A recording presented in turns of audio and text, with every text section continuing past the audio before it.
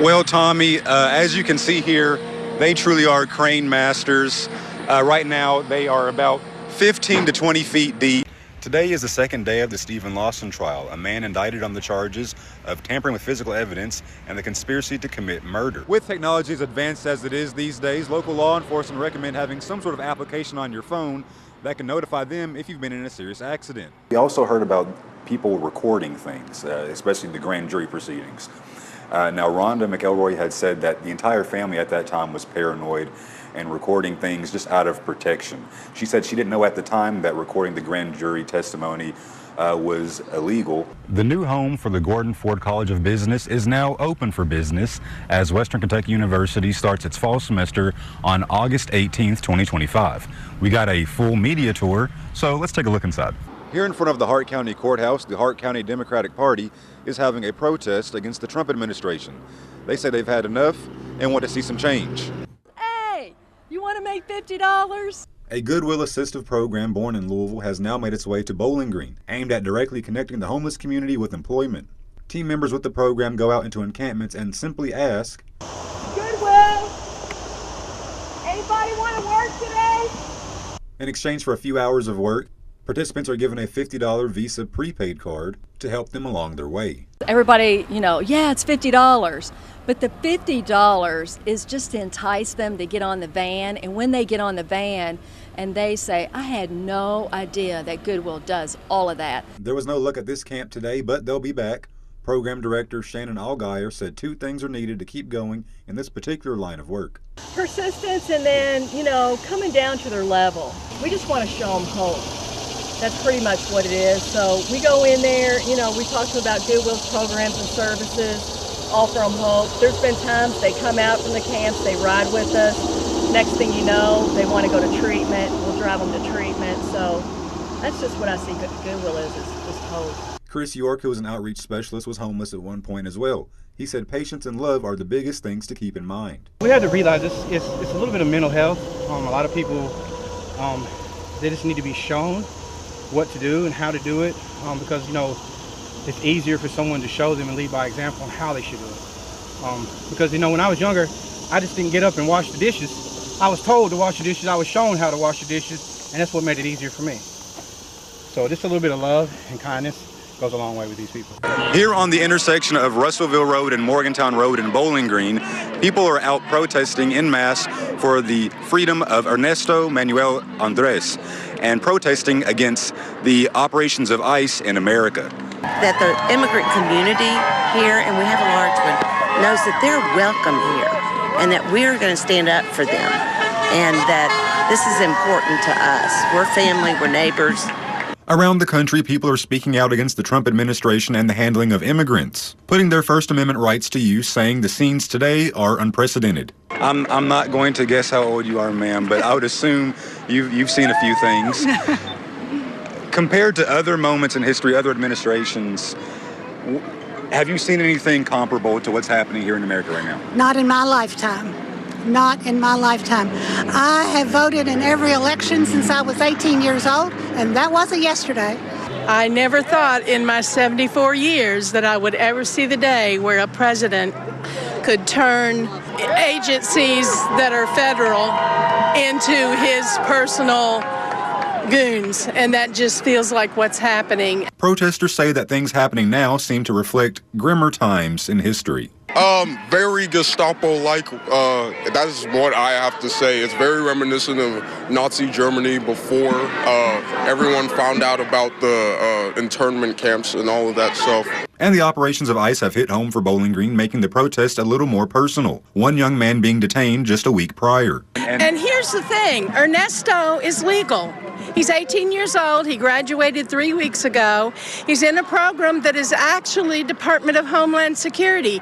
So, you'd think if they had to check their records instead of just picking people up off the street like this. He happened to be in the area where they were at, and they just took him.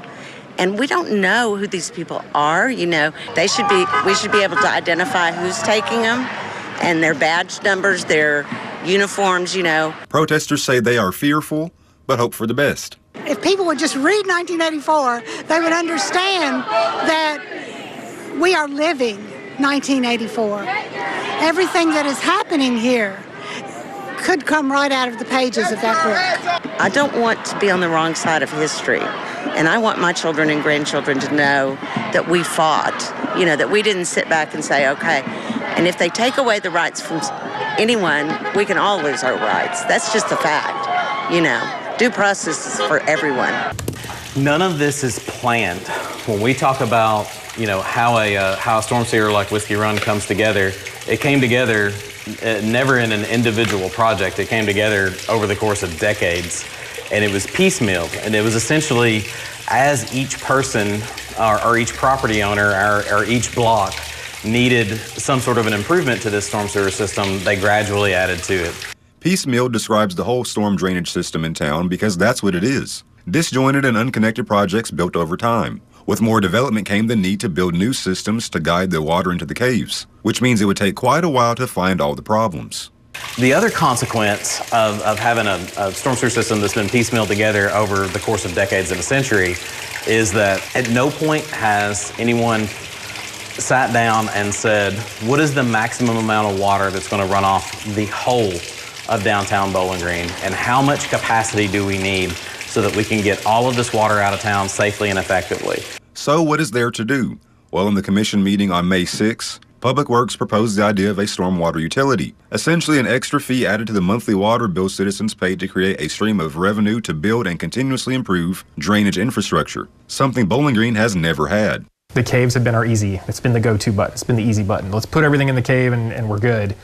We're at the point now where the caves are full, and we don't know if because they're blocked, we don't know if they just can't take anymore.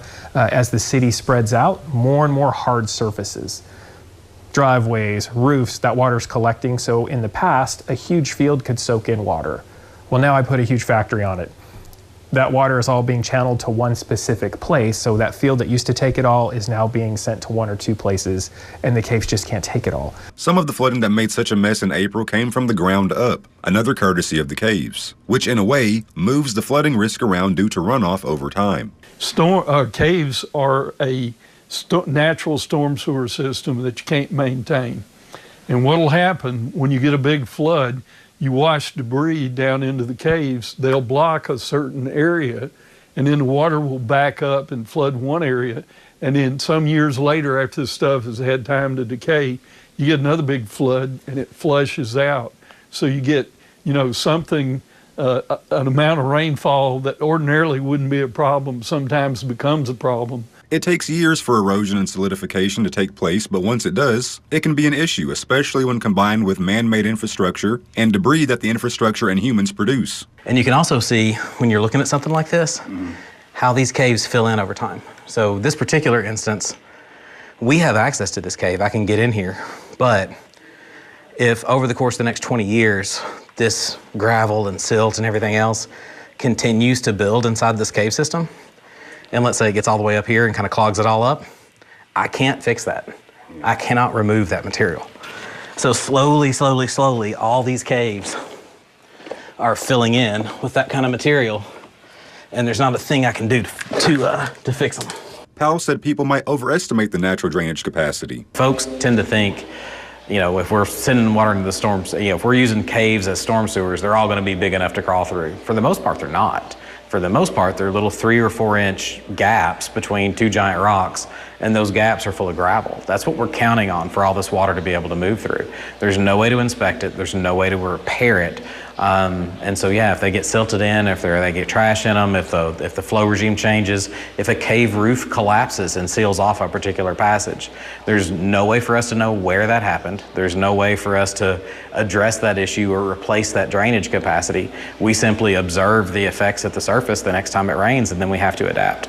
And those small openings between formations can be a nuisance to the surface world, but that is the nature of the beast. When we talk about we can't predict how much water can move through the caves, and the caves get full, and we talk about, this water can't move until that water moves. This is exactly the kind of scenario we're talking about. We've been moving through a passageway that's 4 feet wide, almost 20 feet tall, and all of a sudden that restricts to that big V shape there, and then that 30-inch space down there. And so all of this water back here backs up, until it builds a massive amount of pressure and eventually pushes up even above the ground. This wouldn't happen in a traditional storm sewer because in a traditional storm sewer, this would be going somewhere and we could make sure that the system is flowing unobstructed. But since we're reliant on naturally formed passageways, they're all naturally obstructed. They never work to the maximum, extent of their capacity. And this is so far from an entrance, there's no way we could work on this.